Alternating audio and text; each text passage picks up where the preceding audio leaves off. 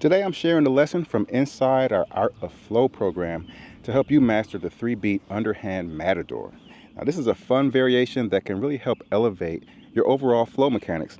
And if you enjoy this lesson, I also included a link to a free 3-beat overhand matador tutorial in the description below. All right, Flomies, so in this section we've learned a lot, right? We've learned about steering and different hand positioning, the gooseneck and all these things.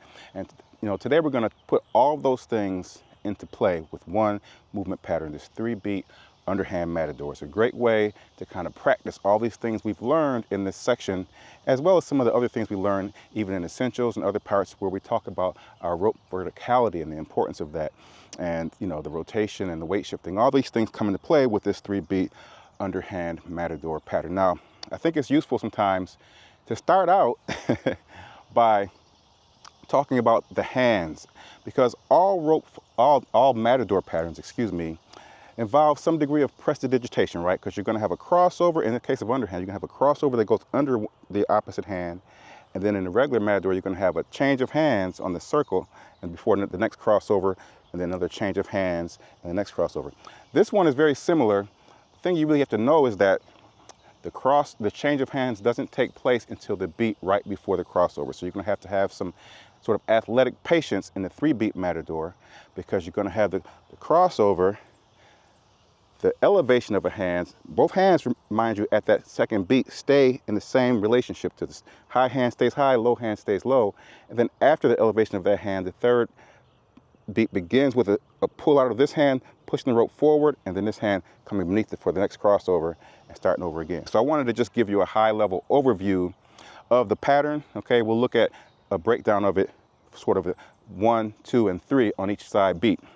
For some of you, that visual element is great, but you still need to see how it works with the rope, of course, because that's what we're trying to do. We're trying to control this rope in such a way that it doesn't get all twisted up, doesn't get tangled, and we get all the hand movement and landmark placements of our arms, elbows, and shoulders along the way. Now I want to point that out with the rope. Okay, so when I start out, I'm going to start on this side with my cross. The first beat is there, right? So you have this fire steer and this gooseneck there. You have this hand crossing over and coming out the other side. You don't want to stay on this side of the arm. You want to stay on the outside of that arm. So that's the first beat, right? It's like a crossover and then beat 1. Well, when the rope comes past the ground, is beat 1.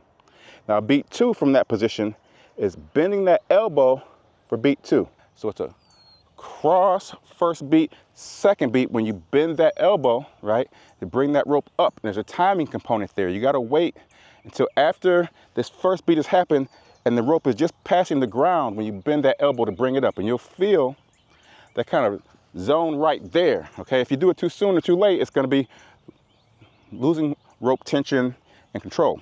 All right, so those first 2 beats are important too, and then the third beat is the sort of help it along its way a little bit down here, and then you bring the crossover, start the same thing on the other side. So I want to do some drills to kind of help us, I won't say deprogram, but add to our programming. Right, so we're going to start with a progression of drills that are just based on the regular 2-beat matador, right? The regular cross, circle, cross, circle. So you just have this 1, 2 on each side, 2. That's our regular cadence. We're going to stick with that at first, but we're going to use something we learned a little bit about earlier in the course, and that's these goosenecks, right? So we're going to do a double gooseneck. We're going to gooseneck here and gooseneck here, okay? So instead of our regular matador where our hand positioning is sort of neutral, usually, we're going to change it to where both hands come into this gooseneck position on the crossover, and then they do the same thing, but they just crossover, change position, crossover, change position. And our goal is here to keep that rope as vertical on our side body as we can, so that the crossover hand drives it, and then the front non-crossover gooseneck hand helps it keep its verticality. That's what the gooseneck is there for. Another thing that's important to note with this gooseneck element is that when we do crossover, we're still getting our rope outside of this side body, right? With both hands kind of essentially now, right? So this hand crosses over there, both hands are there, so I can let the rope pass by my side body before I cross back to this hand. Both hands are there, and you notice that I lean to one side a little bit to give me even more room there, right? That's that weight shifting, right? So you got verticality, you got fire steer and a near steer going on.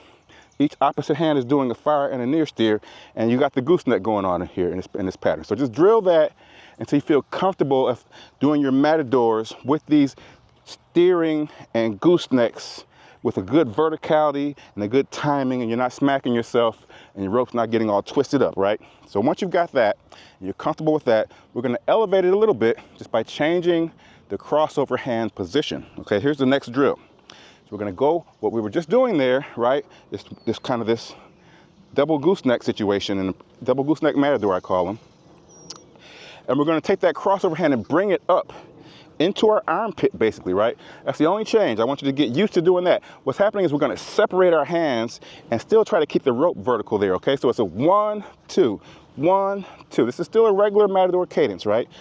But I want you to do the same as you were doing before, but you wanna slide that crossover hand up into the armpit area and still past the outside of your arm right here, okay? So that's drill number 2. Get comfortable with it. Don't just say, oh, I got it, and you barely got it.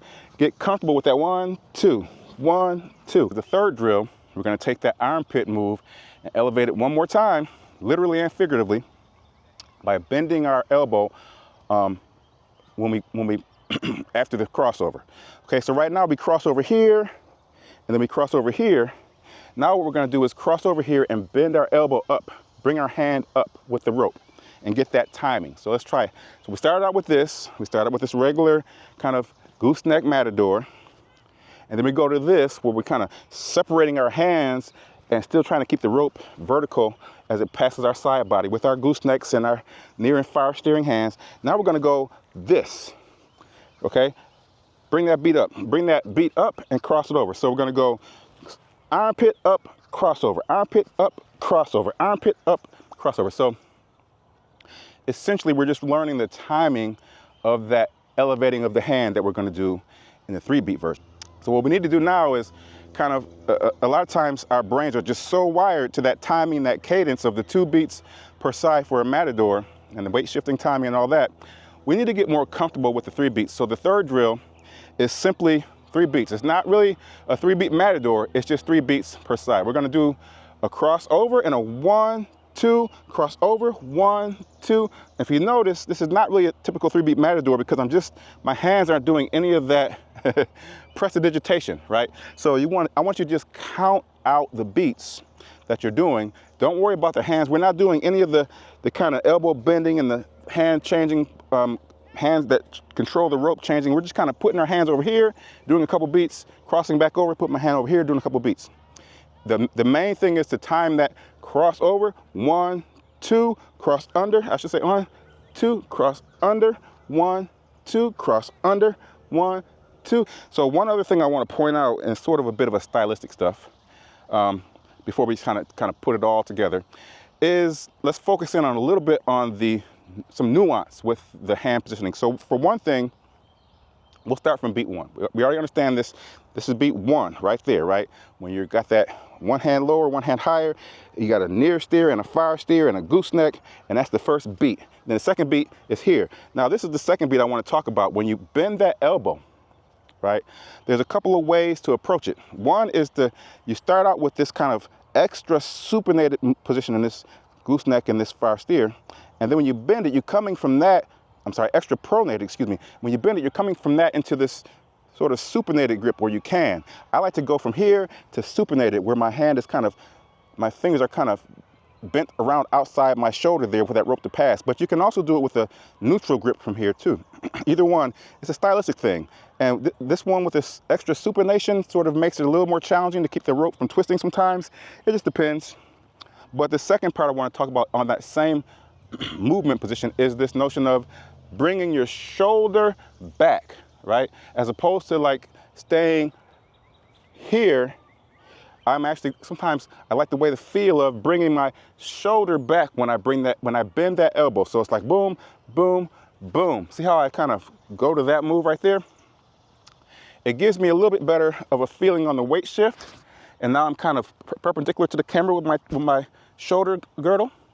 And also when I come back forward, 2, 3, I do the same thing on this side. So that shoulder back is a very useful and kind of fun. It gives a good feeling to it and gives you the ability to kind of get a little more rotation in to this movement, and it's great. Also helps you kind of lean into that weight shift a bit more. All right, so now let's put all these things together into hopefully a nice smooth 3-beat underhand matador. I want to start out first of all by showing the side view so you can perhaps see what my hands are doing a little better in this angle. So we're going to count it out, right? We're going to go 1, 2, 3. Okay. Notice that on the 2, again, I'm pushing that rope a little forward with the underhand hand as I get ready to bring the other the formerly high hand down beneath and cross over, right? So let's look at that one more time. 1, 2, 3, okay?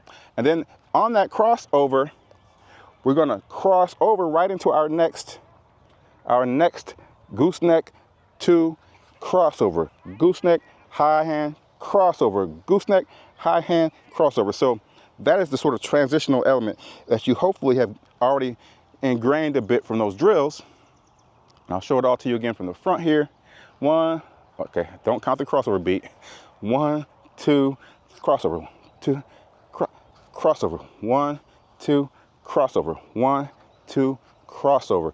And so you have that ability to either go with the extra supination there, or you can go with the neutral hand there. You can go with the shoulder back there. All these things you can put into play depending on your preference. Some of those things are more stylistic choices, and you can also work on a lot of other things to kind of elevate this game, this movement pattern, from changing your timing, your cadence just a little bit, changing your hand positioning and height of your hands to some degree. There's all kinds of little things you can play around with that will help you so you can really kind of get into a more of a push out there, right? So there's all kind of things, like almost all rope flow moves, but this has a lot of room for embellishment and exploration and creativity. And if you like, we can even spice things up a bit with adding some of our hand flips, right? And we'll talk about that over in the trick section a little bit later, and I'll put a link to that beneath this video once it's up and edited and ready. But essentially, you can take your 3-beat matador and start doing hand or thumb flips. And so that's a great way. This is a great way to put all the things we've learned in this session into your tool belt, and you can bring those things out in your free flows or anytime you want.